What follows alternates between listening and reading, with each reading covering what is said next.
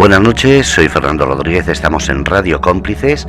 Inicio la semana que viene de la nueva temporada, pero vamos a ir presentando nuevos programas y, como no, tenemos el honor y el privilegio de volver a contar con nosotros en esta nueva temporada a Carlos Barret, investigador privado y investigador criminólogo y todo un profesional que ha estado y está en distintos medios de comunicación y ahora vuelve aquí a Radio Cómplices. Buenas tardes, Carlos.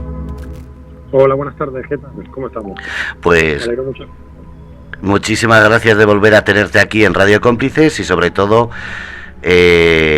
para los que no te conocieron en la temporada anterior, ¿quién es Carlos Barret?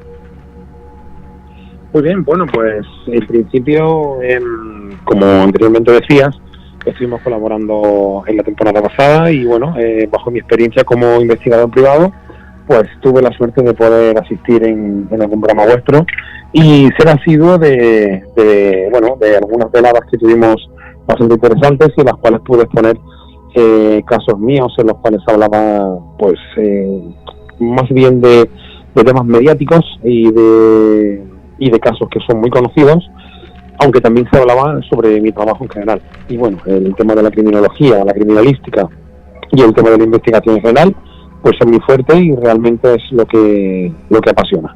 Así que bueno, aquí estamos para lo que haga falta y hoy pues tengo entendido que es un día de presentación, ¿verdad? Sí, vamos a presentar porque la gente cuando oye hablar de investigación criminal se nos vuelve lo que nos pasó en la temporada pasada, se nos hace un mundo. Por ejemplo, cuenta algunos casos en los cuales has intervenido para que la gente vaya haciéndose una idea y pueda participar en el chat haciendo preguntas, que es lo que vamos a hacer en este día de hoy, pero ya después, todos los lunes se podrá preguntar y hablar de casos concretos directamente con Carlos. Uh-huh. Sí, claro. ¿Me escuchan? Sí, te están escuchando. Estupendo, digo que vamos a ver, en principio es estupendo poder colaborar con vosotros y yo estoy aquí para lo que haga falta. El tema está en que bueno, las preguntas que tenga el público, tanto por el chat, que sé que maneja bastante bien, y la audiencia, que es bastante interesante, pues en principio no tiene ningún problema con resolver las dudas, y si alguien quiere sacar algún tema para generar un hilo de conversación, por mí encantadísimo. Por ejemplo, hablamos de casos como fue caso Gürtel, caso por ejemplo, uno de los que más recuerdo yo, el atunero, es el que más me llamó la atención. Sí, el hacinero. Bueno, pues vamos a ver, en principio el hacinero yo no lo he llevado. Refrescame un poquito así por encima y más o menos te puedo decir porque...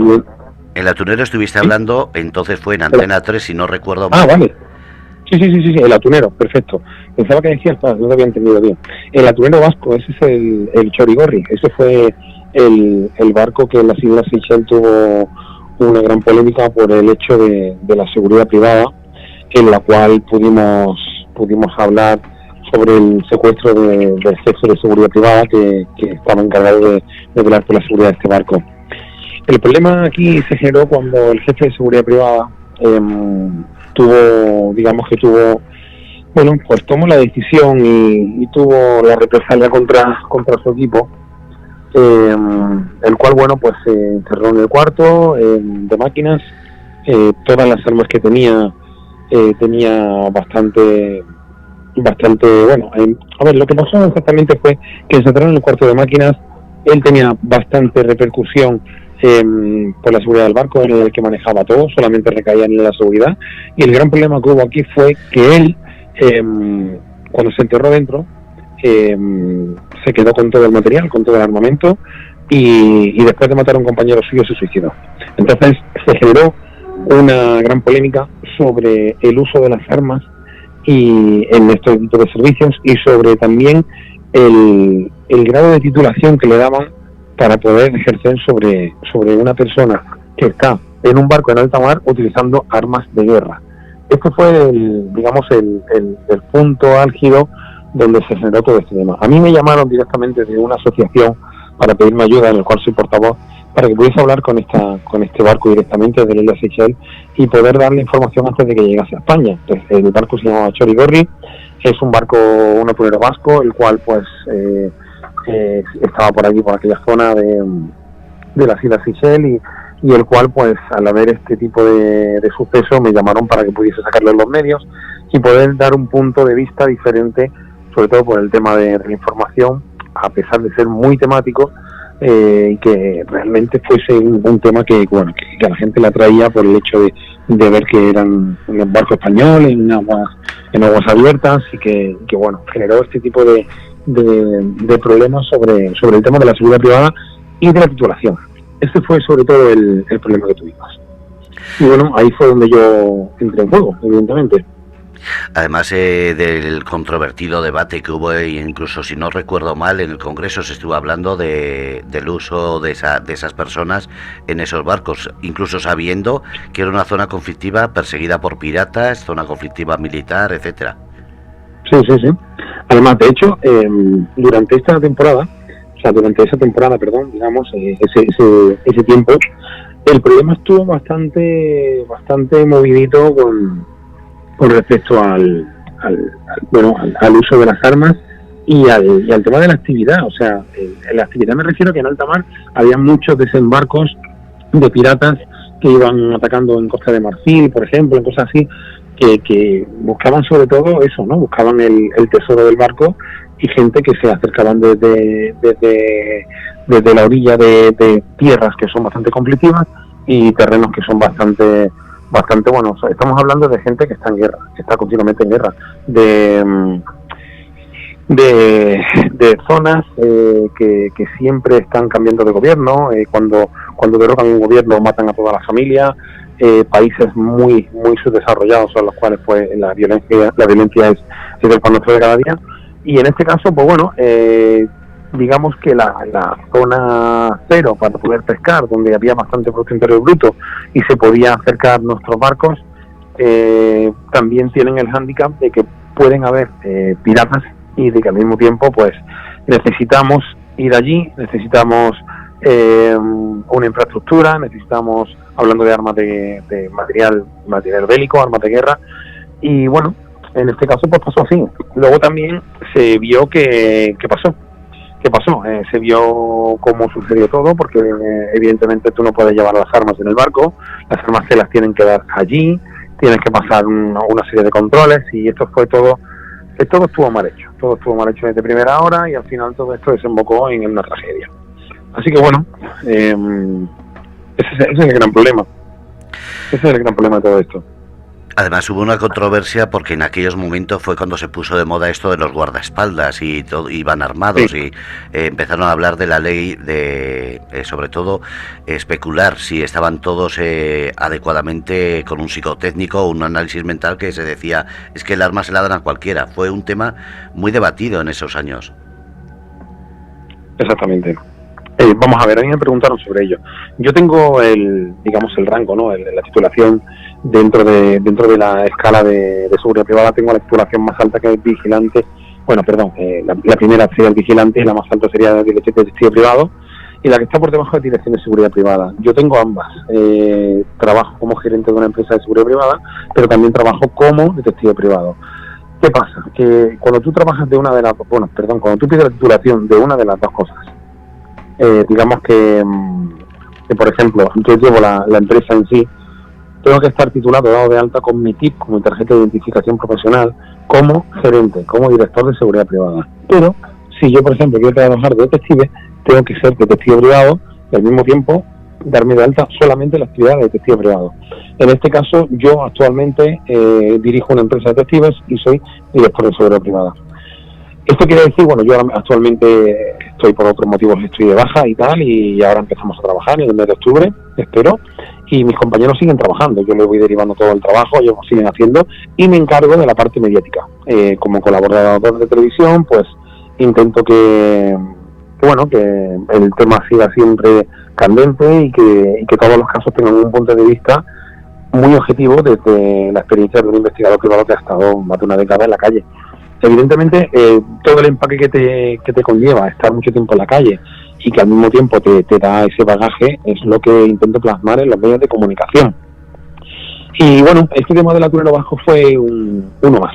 Sí es cierto que fue la punta del iceberg, porque estamos hablando de subcontratas del gobierno, subcontratas que le da el gobierno a gente que se dedica directamente a esto, estamos hablando de navieros que también inciden directamente el nivel de seguridad privada que llevan, y luego estamos hablando de las academias, qué clase de titulación y de experiencia le dan, siempre incidiendo sobre las horas de prácticas sobre armamento y seguridad privada que hacen para ese tipo de control, ¿no?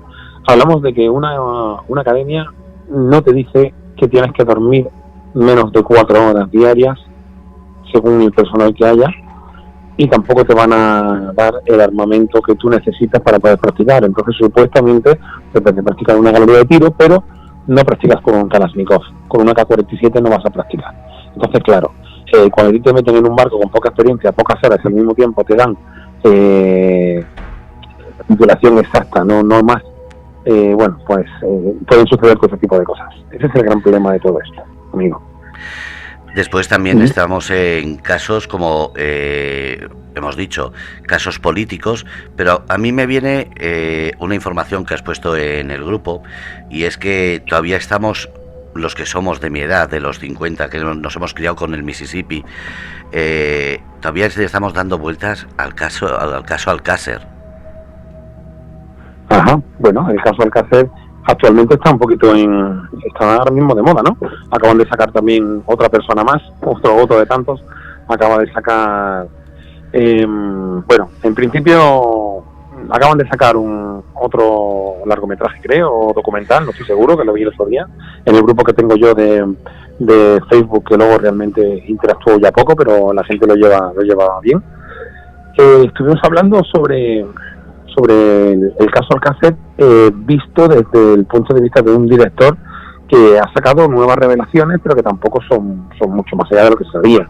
Entonces, a ver, lo que tenemos ahora mismo es un punto de vista diferente sobre el cual se puede tirar del hilo, pero realmente ya es una época muy avanzada para poder saber algo más. A mí lo que sí realmente me llamaba la atención es que hace no mucho, en esa zona donde se encontraron a las niñas, encontraron huesos. Cuando ya esa zona se pateó muchísimo, se levantó y no se encontró nunca nada, y de repente una persona que sale a pasear un perro encuentra los huesos de un ser humano. O sea, eso canta muchísimo.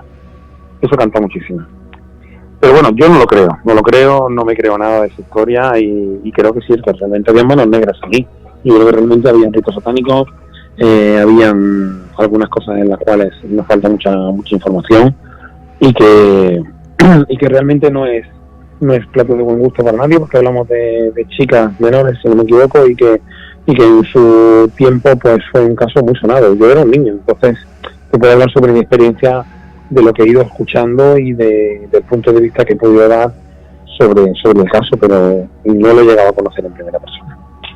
Sí, pero has tenido de primera mano, has tenido un contacto y una amistad muy fuerte con el que fue el investigador. Sí. Uh-huh. Que además ha fallecido ahora, y es cuando se ha vuelto otra vez a poner esto de moda.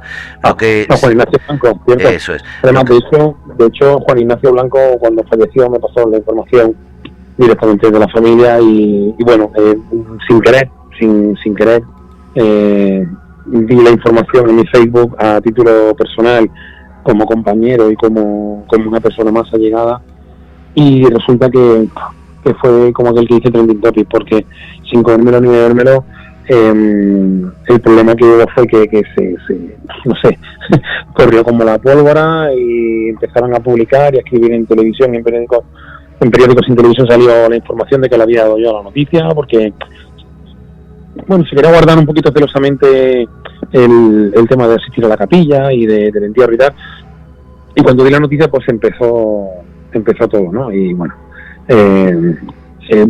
realmente es un compañero, cabe todo el respeto y admiración sobre la época que él vivió y cómo transcurrió todo. Él jugó todas sus cartas posibles sobre esta investigación, ya que fue muy sonado, y cuando antiguamente salía algo así en televisión, pues se volcaba todo el país entero.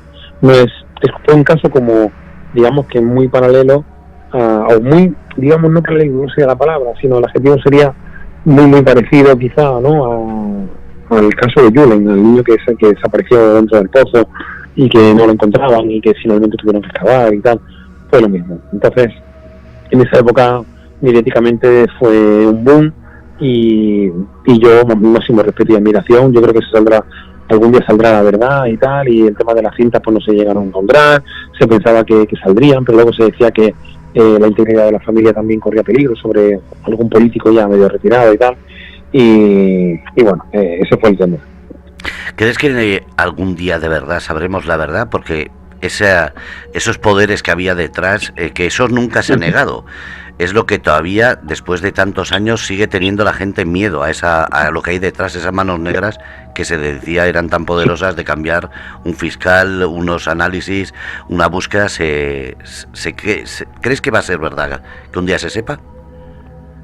Hombre, yo espero que sea así, vamos, yo espero que sea como debería de ser, que gane el bien, que no gane el mal, porque estas chicas ya perdieron la vida.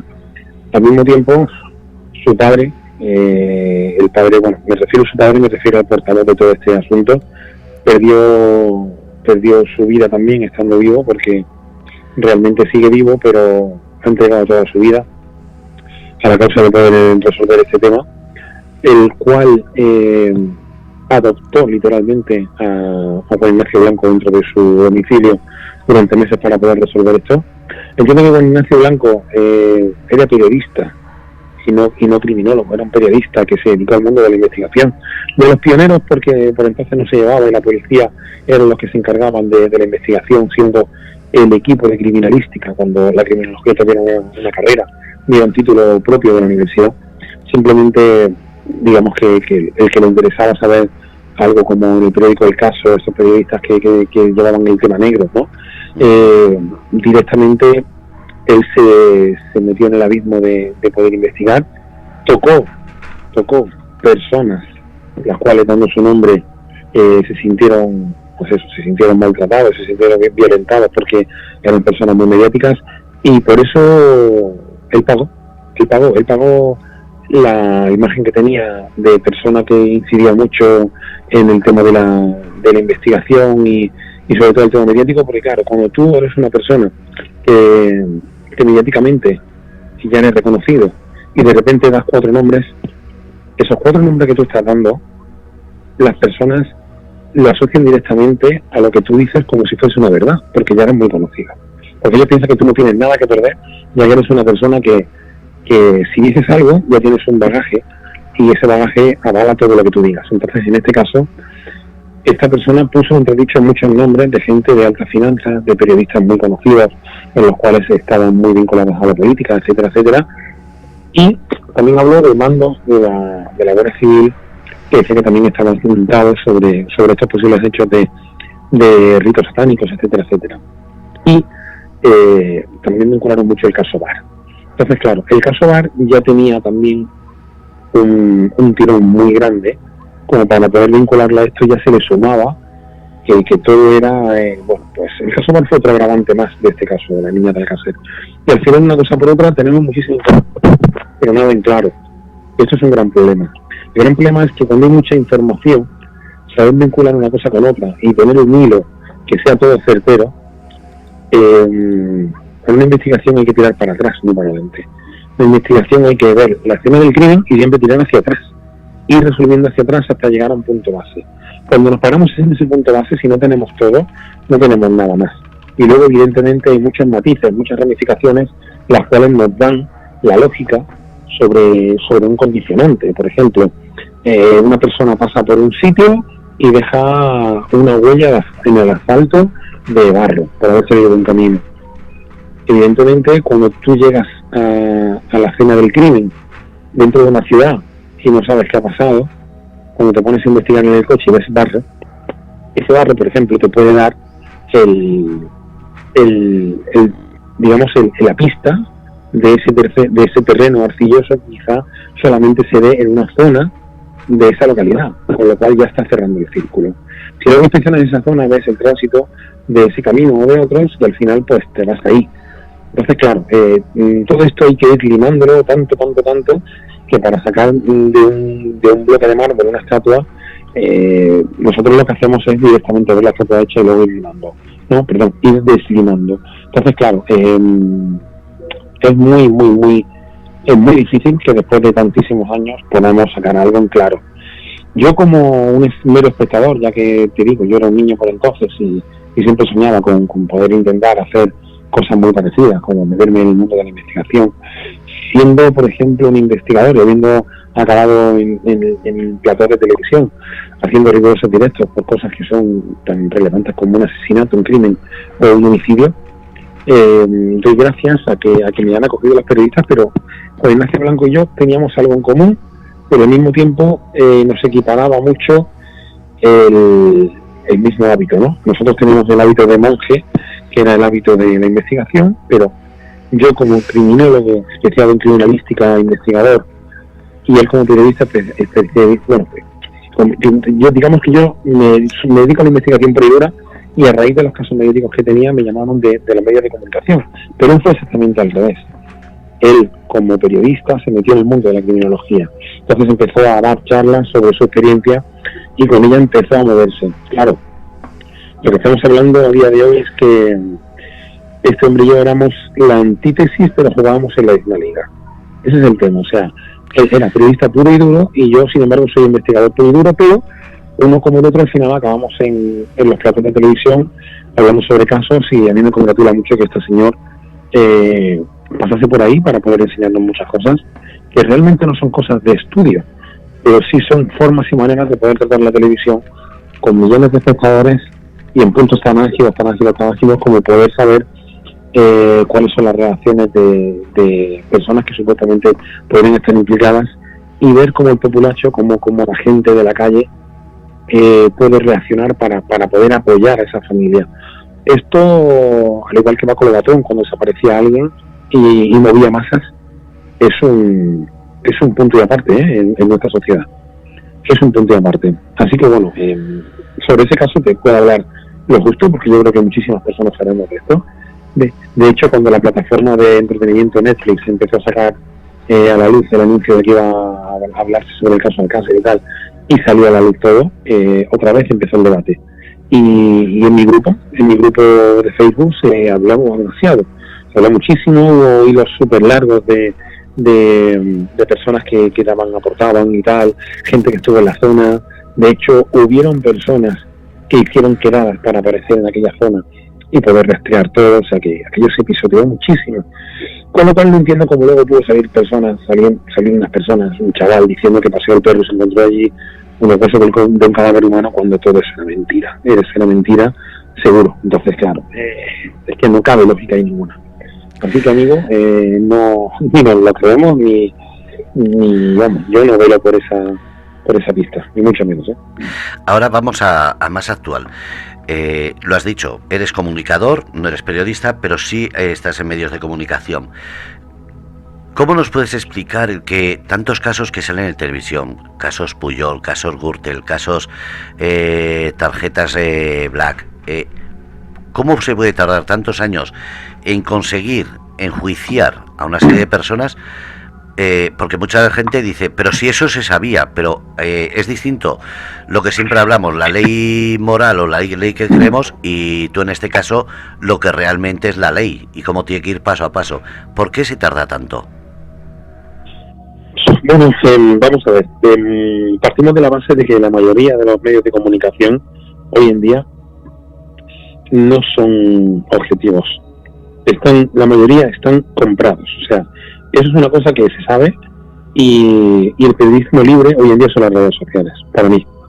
Entonces, si estamos hablando de que el gobierno es de un partido político, el gobierno maneja la televisión pública y hacen ver que su opinión es la que vale y es la que siempre ha confiado a la gente, está manipulando directamente y condicionando lo que la gente debe de pensar. Hay gente que por sí mismo puede pensar y llegar a un criterio con un sentido común aplastante, y gente que se deja llevar y dice, si esto lo ha dicho la televisión, es lo que hay. Según lo que tú te derives en un periódico deportivo, que yo por ejemplo no soy aficionado al fútbol, pero sí es cierto que se sabe que un periódico es de un equipo y otro de otro, pues al final el nacionalismo aquí es exactamente igual. Entonces, bueno, digamos que todo se condiciona bastante. Así que yo creo que como una persona más, un orador más, una persona que se mete en medios de televisión porque le llaman, como yo, que al fin y al cabo todo detective privado intenta tener un poco de ambigüedad, jugando con bueno, pues tu intimidad siempre tiene que estar vigente y tu privacidad también. Yo siempre intento no meter a mi familia de por medio en una investigación. Bueno, no estoy casado, no tengo una familia tampoco muy cerrada como para decir, pero sí tengo que mirar mucho por mi intimidad, por el hecho de que si yo investigo algo y hay un interés principal, pueden venir quizá a buscarme las cosquillas, al igual que si tú tocas a alguien muy poderoso y va a incidir en tu vida privada. Entonces, para mí empezar a salir en los medios fue una apuesta que fue pues un punto de aparte en mi vida, puesto que de no querer salir en televisión, o mejor dicho, de querer salir en televisión pero dando la espalda o con la cara piselada, simplemente con un traje y manejando con las manos aparatos como cámaras ocultas o algo así, y explicando cómo funcionan y poniendo la voz en grave y tal para que no te escuchen y no conozcan tu voz, a de repente salir en un plato de televisión hablando de bajas laborales o investigando a famosos de nuestro país que han tenido fraudes, ¿no? Sí es cierto que mi punto de aparte fue el pensar que una persona que quiere su intimidad o su privacidad, siendo detective privado, también tiene que darse a conocer para poder investigar. Pero cuando tú te dedicas a investigar desde un ordenador o desde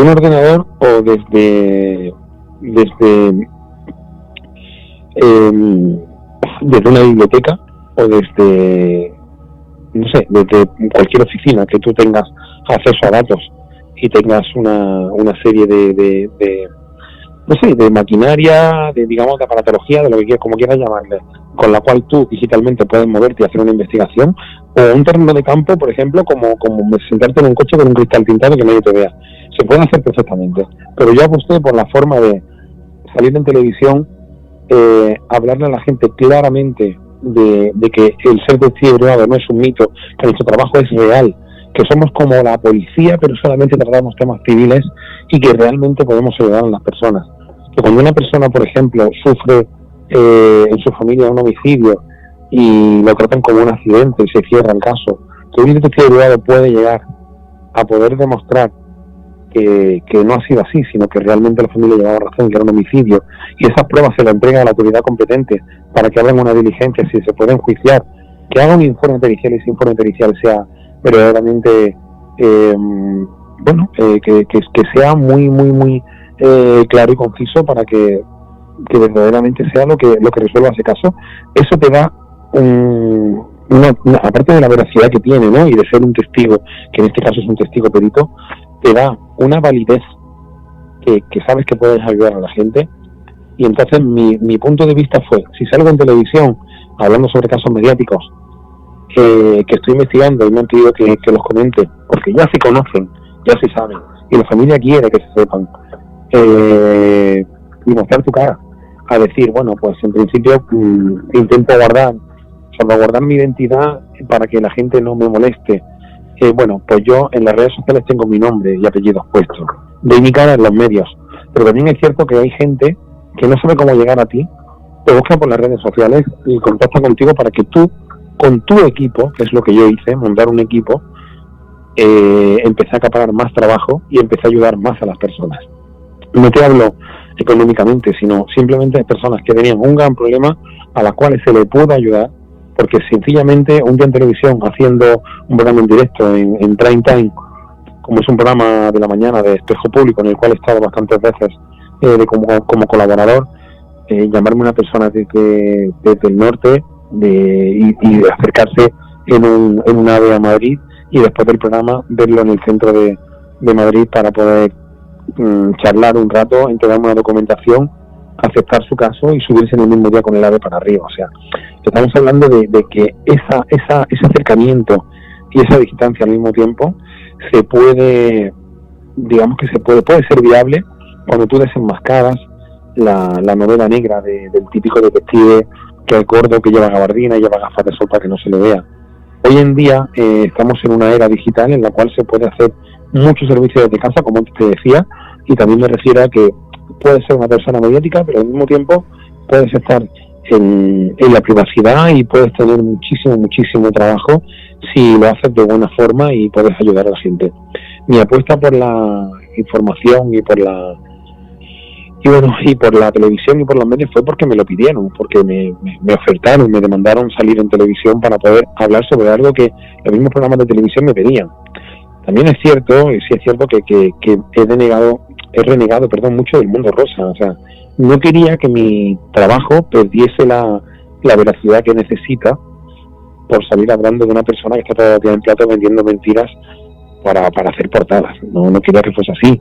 Pero también he tocado casi todos los medios de televisión, casi todos los canales de televisión, y los medios me han secundado mucho y siempre han verificado todo lo que yo hacía, con lo cual estoy muy orgulloso de la trayectoria que hemos tenido siempre, ¿no? Pero como detective privado, y quizá como el detective privado que más ha tocado a los medios, estoy orgulloso de la trayectoria que he tenido con respecto a esto, ¿no? Con respecto a dar mi cara. Pero siempre ha sido también un arma de doble filo, aunque bueno, yo creo que bastante se puede ayudar, y si quiero que te conteste tu pregunta con bastante gracia, yo creo que me viene al caso una pregunta, sin decir ninguna cadena ni radio o televisión, ¿te has sentido manipulado o censurado o que se ha intentado tergiversar tu trabajo? Bueno, a ver, quizá no sea por el hecho de intentar tergiversar una verdad tuya, ¿no? Porque tú, cuando tú das una prueba concluyente en un informe pericial y vas a un juicio y entregas ese informe firmado por ti y lo ratificas a la hora de tener que dar tu versión, tú trabajas para una persona que te paga. Pero al mismo tiempo, el fiscal quiere ver que tú sepas de lo que estás hablando y entregas una prueba.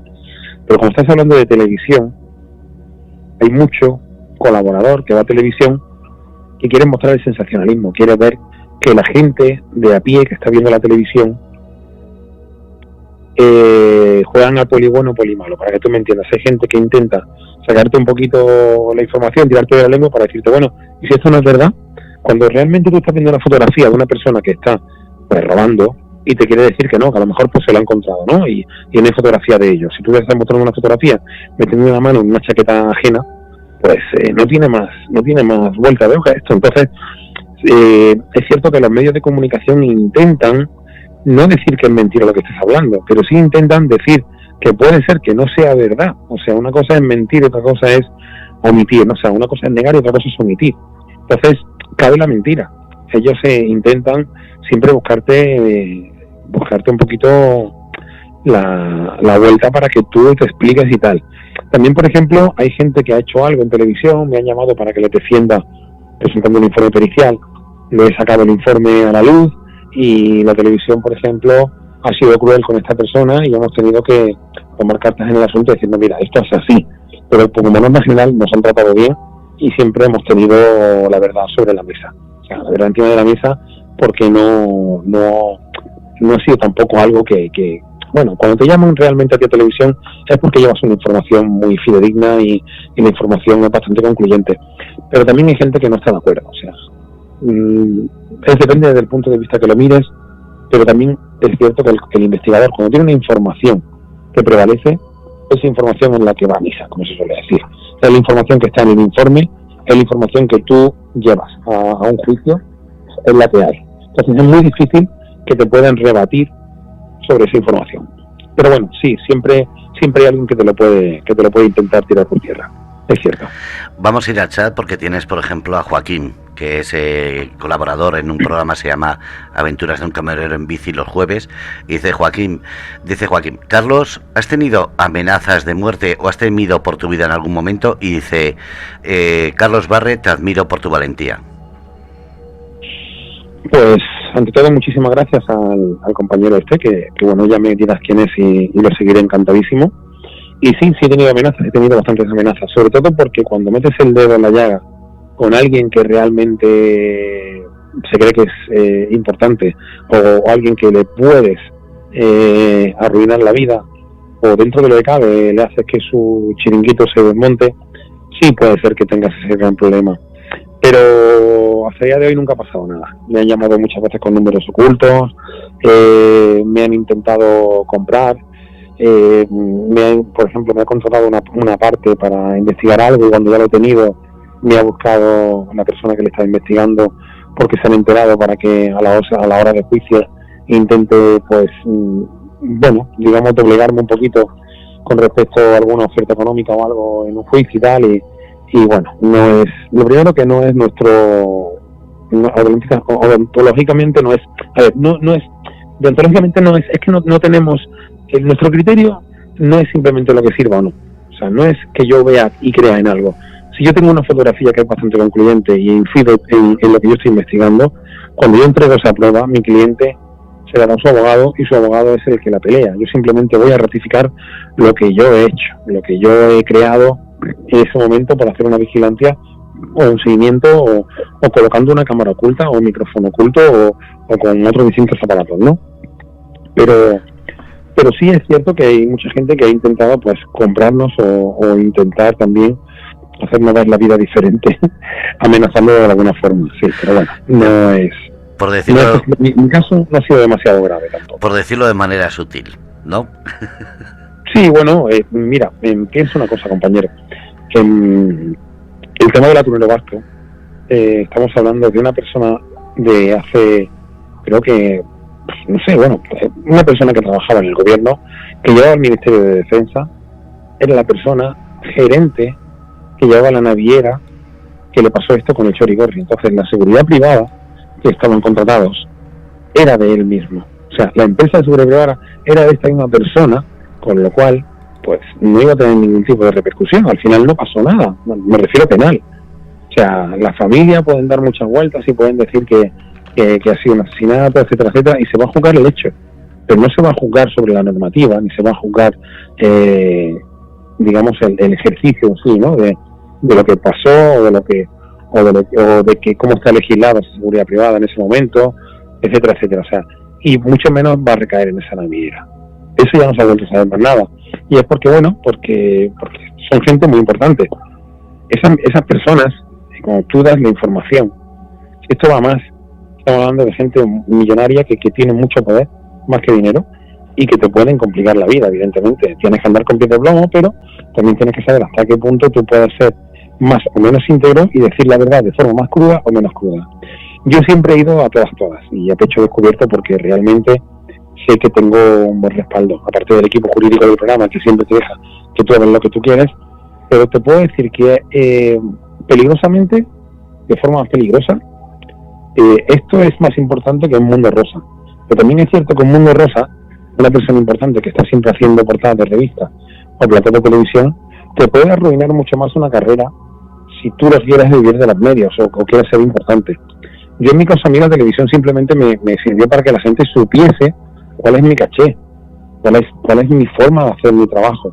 Pero a mí la televisión no me ha dado más caché. A mí la televisión simplemente me ha hecho que esté en el punto de mira de mis compañeros y que diga que soy una persona pues que trabaja de una forma y que se ven los resultados sobre los casos que tengo porque la gente me ha buscado, pero ni más ni menos. O sea, no quiere decir que sea el mejor.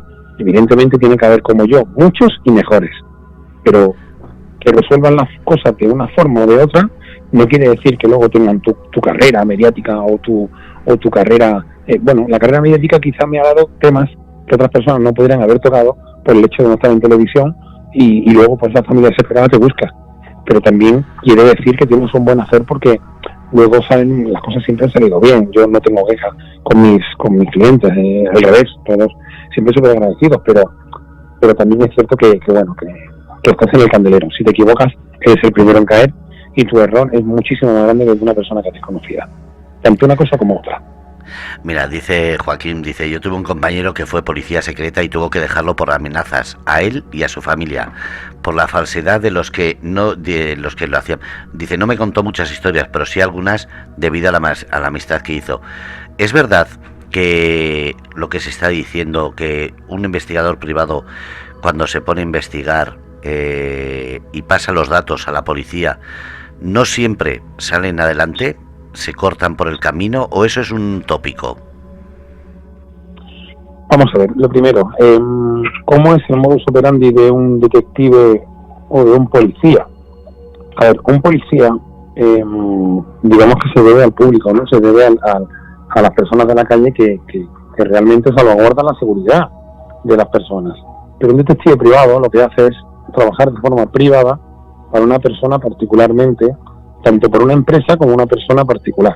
Entonces, cuando tú, por ejemplo, me contratas a mí para que haga algo, trabajo en lo que tú me digas y lo que tú quieras que investigue, siempre que sea un tema civil. Si es un tema penal, va directamente con una denuncia a la policía o al juzgado más cercano y ahí se abren unas diligencias y el equipo de policía que tenga que llevar esa parte, tanto sea de menores como de robos y atracos, como de delincuencia de algún tipo, lo lleva a la sección que lleve la policía. El juez se lo pasa directamente a la policía, después de abrir esa diligencia se hace una instrucción policial y se funciona de esa forma. Nosotros directamente trabajamos sobre lo que nos pide nuestro cliente. Entonces, a nosotros la policía a nosotros nos diligencia una vez al año normalmente para pedirnos la actividad que hemos tenido en un libro de registro que nos dan cuando sacamos la licencia. Nosotros hacemos el curso académico de 3 años, aprobamos, hacemos todo lo que tenemos que tener, tienes que tener tu bachiller o tu carrera, etcétera, criminología, derecho, etcétera, lo que tengas que tener. Y luego, pues, ellos nos dan, el Ministerio del Interior, o sea, nosotros hablamos con seguridad privada, con policía, y el Ministerio del Interior nos avala que podemos trabajar y nos da una licencia, nos da una TIP, que es la que nosotros le llamamos la TIP, que es la tarjeta de identificación profesional, la cual avala que podemos trabajar, pero siempre bajo la supervisión de la policía. Entonces, la policía lo que hace es supervisar nuestro trabajo. ¿Cómo? Auditando lo que hacemos anualmente. Ellos nos piden una vez al año la memoria anual de actividades, que lo que hacemos es entregar el número de casos que hemos tenido, qué tipo de caso ha sido, o sea, en qué ámbito, si ha sido laboral, ha sido económico, si ha sido familiar, etcétera, ¿no? Y quién es la persona que contrata y quién es el investigado, con la fecha y con el número de registro que tenemos en nuestro libro. Un momento, Carlos. Es decir, si tú tienes una investigación en curso secreta, ¿tienes la obligación de decírselo a la policía? ¿No puede ser secreta y cuando tengas todo...? No. Solamente si te lo pide un juez. Si te lo pide la policía peticionando un juez, lo tienes que entregar todo. Aunque sea muy secreto, aunque sea una cosa que sea súper importante y necesites un secretismo total. Debes entregarlo si te lo piden. Siempre le debemos el secreto a nuestro cliente, siempre. Pero si, por ejemplo, yo estoy investigando algo, o sea, tú, por ejemplo, me dices, mira, mi expareja me ha robado. Mi expareja se ha llevado el dinero de mi casa y me ha robado y tal, pero bueno, ahí no se puede demostrar nada, ¿vale? Pero es que sé que ese dinero lo ha utilizado para poder vender drogas. O sea, yo quiero que intentes pillarla consumiendo y vendiendo drogas. Entonces intentamos cogerla así. Si la pillamos, yo la información se la doy a la policía y a mi cliente. Pero primero a la policía, porque estamos encontrando un delito en nuestra investigación. Tenemos el deber y la obligación de entregárselo a la policía. Nosotros no vamos por libre, no podemos ir nunca por libre, la policía siempre está por encima nuestra. Pero sí es cierto que no le debemos explicación a la policía a no ser que estemos investigando a una persona que está sumida en un proceso judicial o una investigación que la lleva la policía. En este caso, si no hay nada raro por medio, estamos investigando y nadie debe saber nada. A mí cuando me ha parado alguna vez un control y he estado haciendo un seguimiento, he estado haciendo alguna investigación, pues me he identificado, le he dicho que estaba trabajando y tal, y si tienen la movilidad y el compañerismo de dejarnos pasar, no hay ningún problema normalmente, pues lo hacemos. Es perfecto. Incluso si tú vas a comisaría y le dices, oye, mira, necesito información de una persona, me ha contratado una persona, quiero saber tal, y si ellos son tan amables de darte una dirección o de tal, pues bueno, pues si lo pueden hacer no hay ningún problema, mientras que no comprometan nada raro, ¿no? Pero claro, si estás trabajando, un investigador privado nunca puede trabajar para sí mismo y por un bien personal y particular, nunca, porque entonces se llamaría sería como un caso de prevaricación, es como una especie de abuso de poder. Entonces, nosotros solamente trabajamos con información, solamente. El detective privado no tiene arma, el detective privado no tiene ningún tipo de herramienta disuasoria, como puede ser el vigilante de seguridad que lleva una porra o una joyería que lleva una pistola y tal. O sea, nosotros somos, dentro de la escala de seguridad privada, El primero es el vigilante de seguridad, luego está el vigilante de explosivos, después va el escolta privado, luego va el jefe de seguridad, después va el director de seguridad y después va el detective privado.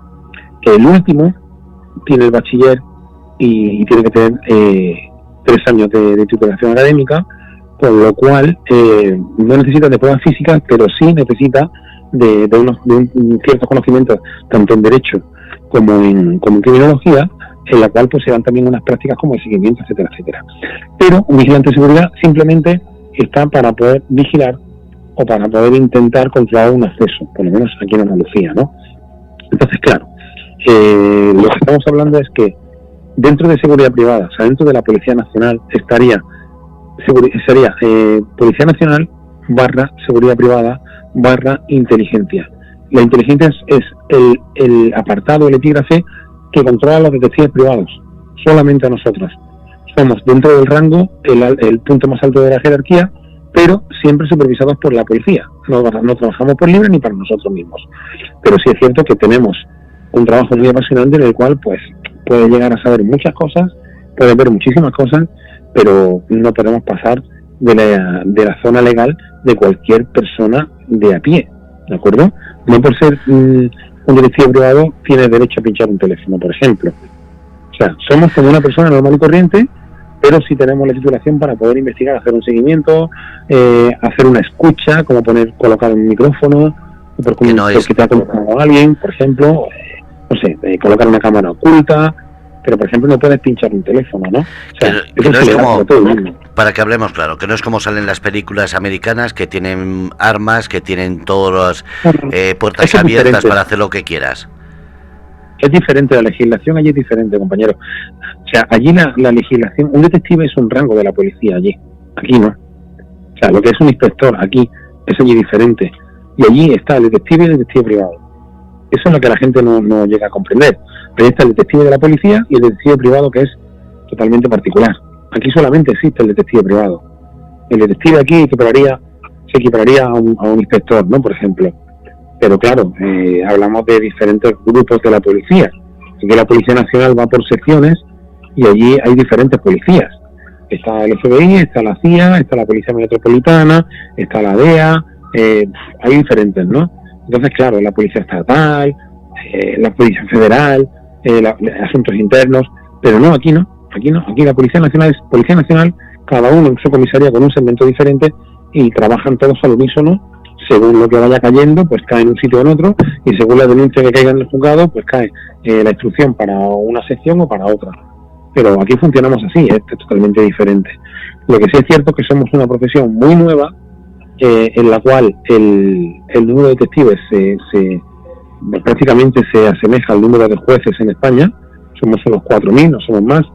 Y bueno, hay mucha gente que tiene la titulación de detective y no ejerce, y gente como yo, por ejemplo, que lleva ejerciendo muchísimos años de forma continuada y que ha hecho de su capa un sayo, ha empezado a funcionar con 4 tonterías y que al final pues ha tenido pues temas mediáticos y otros que no han sido mediáticos, pero que han sido tanto o más importantes que los que han sido conocidos, como homicidios que no se han demostrado, etcétera, etcétera, etcétera. O sea, es apasionante, sí. Como dice tu compañero Joaquín, ¿puede peligrar tu integridad física? Pues sí, muchas veces, la verdad que sí, pero siempre para adelante. O sea, antes de llamarme tú al teléfono y empezar esta entrevista, me estaba escribiendo 15 minutos antes una amiga de un pueblo de Ronda, diciéndome que, bueno, no le importará que hable de esto porque no tiene mayor trascendencia, de que quería que ayudase a un amigo suyo porque está sufriendo un tema de violencia de género, ¿de acuerdo? Él está sufriendo la violencia de género, o sea, su pareja le está pegando a él y le amenaza con darse un calamonazo contra la pared y pasar la noche en el calabozo y denunciarle por malos tratos, ¿no? Bueno, yo le he animado a que vaya a denunciar, pero claro, es que han subido un vídeo en el cual pues se ve cómo ella le pega. Entonces él tiene miedo, pero es lo que yo le he dicho. Después de hablar un buen rato le digo, mira, aquí todo se traduce en que al final vas a pasar una noche en el calabozo y el día siguiente vas a tener un juicio, que es lo que tú estabas esperando. Tú pondrás tus cartas sobre la mesa y ella pondrá sus cartas sobre la mesa. Dile a tu amigo que denuncie, y si tiene miedo a que le vayan a detener, igualmente tendrá buen fin para él. Creo que es lo más acertado. Entonces parte de mi trabajo también es aconsejar, y hacer de psicólogo para que la gente vea cuál es mi verdad y cuál es mi practicidad, lo práctico de mi trabajo, que la gente lo vea. Pero por otro lado, todo el mundo no es capaz de no sé, es como el camarero que te atiende y le pide, ponme una cerveza, y te dice, hola, te pone la cerveza y ya está. Al camarero que te pone la cerveza y te dice, buenos días, ¿cómo está usted? Hoy hace buen tiempo, que la aproveche, aquí te nos traigo una tapa, aquí tal. O sea, si tú eres en tu trabajo muy íntegro y en tu trabajo al mismo tiempo eres una persona que eres una persona capaz y eres una persona que es afable y la gente le busca la solución, esa persona ve el terreno que tiene delante y tiene un problema de que realmente no solamente está el bosque, ve el camino, ve el final. Entonces tú le ayudas y él mismo se va convenciendo de que lo que tú le estás explicando es el buen camino que tú le estás dando. O sea, psicológicamente, esa persona que está afectada y entra en bucle y no sabe, soy desatolladero, tú le estás abriendo los ojos explicándole bajo tu perseverancia en tu trabajo y bajo tu buen hacer, supuestamente, ¿no? Porque tú, cada uno tiene un criterio y una moralidad. Estamos viendo que lo práctico es lo que hay y lo que tú estás acostumbrado a hacer. Cuando se lo explicas y no le dices simplemente confía en mí, sino que le explicas cuál es el modus operandi, tu trabajo o lo que tú harías y lo ve claro, aquí ya no hay más solución que la que tú le puedas dar y que él se convenza. Entonces, tú ya le estás llevando por un camino que crees que le vas a ayudar y esa persona ya está predispuesta a que todo salga bien. Así que bueno, no sé, decirte que bueno, es una profesión bonita, ¿no? Es una profesión que realmente es apasionante y, por ejemplo, a la gente pues le gusta mucho el morbo, ¿no? De poder investigar. La verdad que quizás sea lo que más incide en las personas, ¿no? Sí, mira, pregunta Fred, dice Fred, pregunta para el entrevistado, ¿qué caso le ha llegado más adentro y a cuál le has dedicado más tiempo? Y después esta pregunta la ha hecho Joaquín y la ha hecho Fred a la vez y dice, ¿y cuál es el que más te ha marcado? Las tres. ¿Cuál te ha llegado más adentro? ¿Cuál has dedicado más tiempo? ¿Y cuál te ha marcado? Bueno, ha habido casos que han sido muy largos, como puede ser demostrar una baja laboral, en la cual pues se ha denunciado, se ha hecho juicio, se ha presentado un recurso, se ha vuelto a investigar, incluso sabiendo que hemos presentado pruebas de un detective y se ha vuelto a volver a investigar, viendo que esta persona, aún sabiendo que se le estaba haciendo un seguimiento y una vigilancia, ha vuelto a delinquir. Es muy complicado, hemos tenido casos como ese, y casos muy largos. He tenido un homicidio de una niña que desapareció y encontraron muerta, el cual se archivó. Pero, por ejemplo, el caso de una persona la cual se hizo pasar por una enferma de cáncer, simplemente por el hecho de querer engañar a su pareja para poder obtener la compra de un inmueble en el centro de Granada. O sea, hacerse pasar por una enferma de cáncer mientras que estaba liada con su socio, y ya no era el tema de la infidelidad en sí, sino que su socio era un constructor muy conocido de la localidad de Granada y bueno, lo tenía camelado de tal forma que le dio el dinero a él para que, ya que era el constructor en sí, que no se le vendiese a nadie ese inmueble y que fuese para ella, con lo cual esto al final fue un entramado muy grande que nos llevó muchísimo tiempo, cuando simplemente se empezó todo por la investigación de la mala praxis de la doctora que estaba tratando un cáncer. A mí me contrataron para intentar investigar a una doctora que supuestamente tenía una carrera muy, no sé, una carrera muy extraña, porque no se conocía a esta doctora ni nada, una oncóloga, investigamos, resulta que esa doctora no existe, con lo cual le doy el informe a mi cliente me dice que esta doctora habla con ella directamente por WhatsApp desde el teléfono de su mujer, y al final pues empezamos a investigar a su mujer durante las sesiones de quimio y de radio que le daban en el hospital, hasta que pudimos observar que esa persona salía por la puerta de atrás y se subía en el coche del socio y se iba por ahí. Y claro, nosotros sabemos que era su socio, hasta que le damos la información a nuestro cliente, cerramos la segunda etapa, ya se da cuenta de que sí, que está liada con su socio, pero tenemos que ver más, ya les pillamos en hoteles, nos hacemos pasar por personal del hotel, o sea, estando en la puerta del hotel, en la calle, o sea, seguimientos, vigilancia, o sea, casos largos. Pero este caso, por ejemplo, estamos hablando que la familia de esta chica vivían en Canarias, ella de Granada, y cada 2 semanas que tenía sesiones de quimio y de radio, la familia venía desde Canarias a hospedarse en la casa de nuestros clientes, estando súper preocupados porque se estaba dando sesiones de queño y de radio. O sea, nos engañó a todos, pero ya es más el tema moral que el tema ético, ¿no? Así que... Qué poca vergüenza. Han habido de todo, ¿no? Han habido de todo. De hecho, bueno, tenía aquí entre manos escribir un libro y estábamos con una escritora escribiendo el libro y estoy a la espera. De hecho, estoy buscando a alguien que pueda ayudarme a escribir el libro sobre los casos que tenía más relevantes y en primera persona, de los cuales he grabado unos audios de cada caso, unos audios bastante interesantes que tengo de más de 1 hora cada audio para hacer una transcripción y escribirlos al modo y forma del autor, y poder sacar una especie no de biografía, porque aún soy joven, tengo 45 años, voy a cumplir dentro de poco, pero sí de una carrera, ¿no? De alguna profesión que es interesante y que realmente a la gente le gusta, ¿no? Que es morbosa. Así que bueno, te podría hablar de muchas cosas, pero yo creo que nos quedan programas, ¿no? Por delante. Hay muchos programas, pero voy a leer el chat, que hay 3 preguntas antes de despedirte. Dice Joaquín: ¿has tenido que investigar algún caso y por sorpresa había alguien conocido o algún familiar? Sí, por supuesto. He tenido personas que me han llamado y me han dicho: oye, mira, hay que hacer este tipo de trabajo. Vale, estupendo.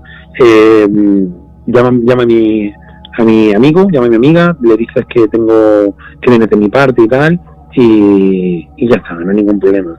Y cuando me da el teléfono lo memorizo y ya lo tengo el teléfono. Y resulta que es una persona conocida. Hablo con esta persona conocida y me dice: sí, mira, es que es para mi pareja. Es que sospecho de que mi pareja me es infiel y esa pareja es amigo mío. Llamarme de una empresa para un tema de una baja laboral, resulta que el que está de baja es amigo mío. O sea, pero bueno, de baja laboral, pero realmente mi amigo tuvo un accidente. O sea, no estoy tapando algo, simplemente mi amigo tuvo un accidente, pero no se fían de él y querían que le cogiese, ¿no? Entonces, claro, yo no puedo ser ahí una persona, ahí no puedo hacer nada. O sea, tampoco le puedo decir a mi amigo: oye, mira, te quieren investigar. Yo sé que la verdad es que mi amigo está mal y no le digo nada, simplemente eso. Y ya está, y él puede demostrar que tiene parte de lesiones, que con urgencia y tal, de que él se ha puesto. ¿No hay conflicto de intereses en esos casos? ¿O eso es de película también? Pero luego también te puedo decir una cosa, o sea, para incidir un poco más en la pregunta de Joaquín, que ya sería rizar el rizo. Sí es cierto que tú me estás preguntando sobre alguna anécdota, sí, pero te puedo contar un poco, o sea, le voy a dar la vuelta a la tortilla, directamente te voy a poner de la cara A a la cara B, para que te des cuenta hasta dónde puede incidir mi trabajo en tu vida privada.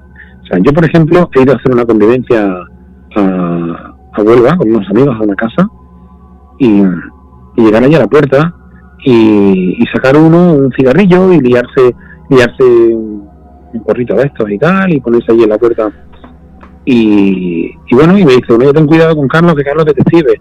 Y bueno, se lo dijo porque es un chaval que era conocido, pero mi amigo se lo dijo. Y mi amigo, pues bueno, se lo dijo de broma. Yo no soy policía, a ver si es que no tiene nada que ver. Y claro, de repente le dice: sí, pues es detective, tal cual. Y cuando me doy la vuelta y después de meter las cosas en la habitación y salir al porche a tomarnos una cerveza y estar tranquilamente con los amigos hablando en pareja, veo que todo el mundo está muy serio conmigo. Bueno, pues pasamos 4 días que casi nadie nos hablaba, a mi pareja y a mí. Entonces, por entonces, la persona que era mi pareja me decía: qué gente más rara, ¿no? O sea, venimos a echar aquí 4 días con ellos para divertirnos, salir a caballo, reírnos y tal, y cada uno va a su aire. Y resulta que bueno, que cuando me despedí, me dio mucho coraje el hecho de no poder fraternizar con todos, ¿no? Y tener un buen rato. Así que me fui a mi casa y por el camino, que tenía 2 horas de camino, 2 horas y pico, pues le mandé un mensaje de voz a mi amigo y le digo: mira, me ha encantado estar aquí, estar en el sitio, en la casa, tal. Digo, pero con tus amigos, digo, pues la verdad que han dejado mucho que desear y ya está, no pasa nada. O sea, tú no tienes la culpa. Y me dice él: la verdad, Carlos, que yo estaba alucinando y no entiendo por qué ellos no son así. Bueno, pues el día siguiente me llama y me dice que bueno, que como se habían enterado que era detective, de 5 parejas que íbamos, uno se había caído del caballo y se había dado de baja en su trabajo, con lo cual había dicho que se había dado de baja en el trabajo con un accidente laboral en el trabajo. Otro había tenido un accidente de coche con un latigazo cervical y dijo que fue trabajando. O sea, que cada uno estaba cobrando su baja laboral y realmente ninguno había sido. Y ninguno quería hablarme. Por si acaso. O sea, que echamos un fin de semana con la que era mi pareja y conmigo, y no entendía por qué le caía mal a la gente, no lo entendía. Así que bueno, incide directamente. Y luego, para comentarte otra cara de más, contratarme una mujer y decirme, necesito que controles a mi marido. ¿Por qué? Es un tema de infidelidad. Bueno, te estoy hablando de es un clásico, ¿no? La infidelidad. Pero en este caso no es por la infidelidad en sí, sino por el hecho de quiero que controles a mi marido. Y le digo, ¿por qué es infiel? Y dice, no, simplemente te pasa todo el día afuera y quiero saber qué hace porque, no sé, muchas horas fuera y no me convence, es en Madrid. Vale, estupendo. Entonces, bueno, pues cojo y hablo con 2 compañeros, le ponemos rabo, como le decimos a una vigilancia o seguimiento en el argot, y después de ponerle rabo cerca de un mes, la mujer pagó un dinero bastante elevado, una cantidad bastante elevada porque era mucho seguimiento, le doy la información y le digo que su marido no hace nada raro, que de hecho pasa mucho tiempo en casa, que llega a casa y que no hay ningún problema. Y me dice que bueno, pero que ella necesita saber dónde está. Total, que bueno, que nos enteramos de lo que hay, y resulta que bueno, que a través de gente conocida y viendo que estábamos moviendo por unas calles y unos barrios que conocíamos de gente y tal, nos dicen que por qué seguimos a esa persona cuando realmente la que se descontrolaba era la mujer. O sea, la mujer nos contrató a nosotros realmente para poder ponerle los cuernos a su marido, hacer lo que le diera la gana, como tener a su marido vigilado. O sea, yo estoy pagando a un detective para que controlen a mi marido y que nunca me coja a mí. Para que los horarios no coincidiesen. No, yo estoy pagando directamente a una persona para saber dónde está mi marido y yo no tener ningún problema. Claro, así no coincidía nunca el que ella viese en casa porque sabía que le ibas a decir dónde estaba. Claro, tu marido está en casa, de vez en cuando nos mandamos mensajes. Oye, ¿qué tal? Y digo, pues mira, tu marido ha llegado a casa hace 10 minutos y tal. Cuando ella ya había hablado con el marido y sabía que estaba en su casa, pero quería asegurarse. Ella hacía y deshacía como le daba la gana. O sea, las mujeres son mucho más feas que nosotros. Sí, créeme, amigo. Créeme. Mira, la última pregunta antes de despedir que me dice Joaquín. Carlos, ¿alguna vez te has sentido abandonado o con el culo al aire por las leyes o el poder del dinero? Bueno, por las leyes o el poder del dinero. Bueno, pues una buena pregunta. A ver, la ley de ocupación actualmente. La ley de ocupación actualmente me han ofrecido montar una empresa de desocupación, perdón. Yo ya he desocupado casas anteriormente. Era una de las ramas directamente que han condicionado a nuestro trabajo ha sido la ocupación. Porque tú, para poder no permitir la vuelta a la entrada de esa persona en tu domicilio, contratas a una empresa como Desocupa, que se ponen en la puerta y no te dejan entrar. Pero claro, ellos hacen el trabajo y el ejercicio de investigación para saber dónde va esa persona y le hacen un seguimiento. Vamos a seguir a esa persona que supuestamente va a trabajar. Se enteran del horario, con lo cual ya se pueden poner en la puerta y saben cuándo va a venir y cuándo no va a venir. Entonces nos han contratado a nosotras personas para saber dónde se mueven esa gente que ocupan tu domicilio y qué están haciendo realmente. Con lo cual, pues, la ley ahí todavía hay un vacío muy legal muy grande, y la ley ahí todavía no se ampara a nadie, pero ni a la persona de a pie ni a nosotros. Entonces, intentamos hacer algo que lleve a buen puerto a nuestro cliente, pero todavía estamos vacilando mucho con este asunto, Estamos todavía dándole mucha vuelta a algo que realmente se podría haber ejecutado hace mucho tiempo. La desocupación es algo que es un problema, es una lacra hoy en día, y en España es un vacío legal lo que hay, por hacer caso a unos partidos políticos que tienen unas ideas que creo que no son nada, ya no por ser conservadoras o por ser progresistas, sino por el hecho de que no tienen sentido común.